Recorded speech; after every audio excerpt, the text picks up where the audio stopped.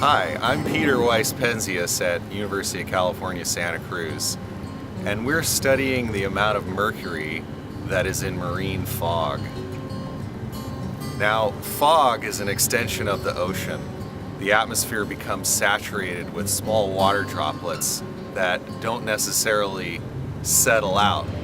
Rain comes down from high in the sky, but fog is a layer of air that has 100% relative humidity, and those small droplets need surfaces to land on before they can grow into larger droplets and sustain the soil with groundwater and these beautiful redwood trees.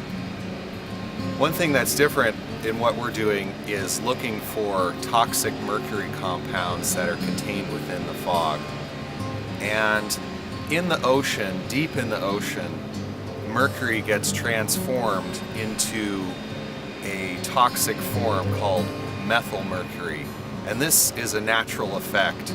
The bacteria that live deep in the ocean, where there isn't much oxygen, they convert mercury atoms into an organic form of mercury called methylmercury. And along the coast in central California, the winds blow from a consistent direction so that the water in the ocean rises up from the deep, and that's called upwelling. This upwelled water contains enhanced levels of methylmercury, and we suspected that it might evade into the atmosphere and possibly be absorbed by the fog droplets. Mercury enters the atmosphere from a variety of sources.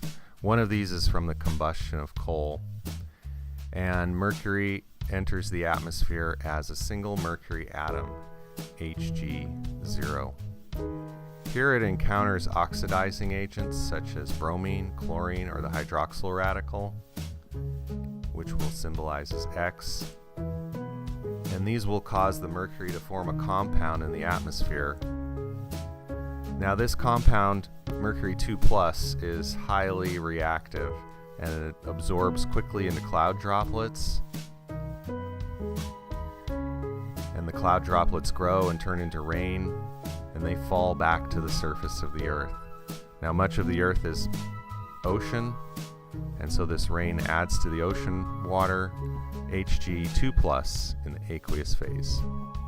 Now the ocean has an interesting structure where the top portion is called the mixed layer, and it has plenty of sunlight and oxygen. But below the mixed layer is a region of low oxygen, and it is here where certain types of bacteria live, and they've learned how to survive under low oxygen conditions. These are called cyanobacteria.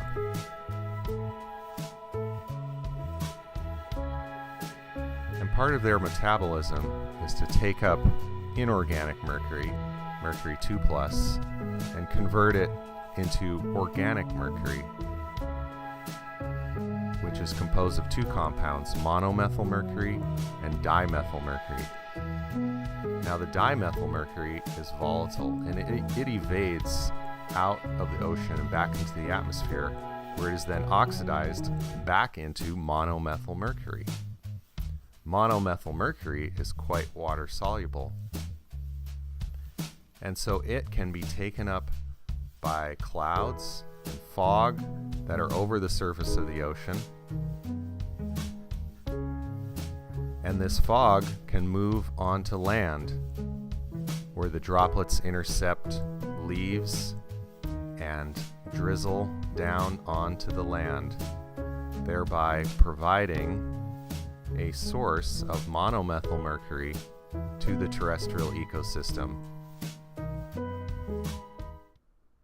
that was originally of marine origin. Fog water is collected for chemical analysis using an active fog water collector that has a fan and pulls foggy air in through the left side of this box past the Teflon strings where the droplets collect, grow, and drip down into the sample collection jar shown below. This collector is automated such that when the relative humidity reaches above 90%, the doors open and the fan turns on, which pulls in the foggy air past the strings. The droplets drip down and fill up the sample collection bottle.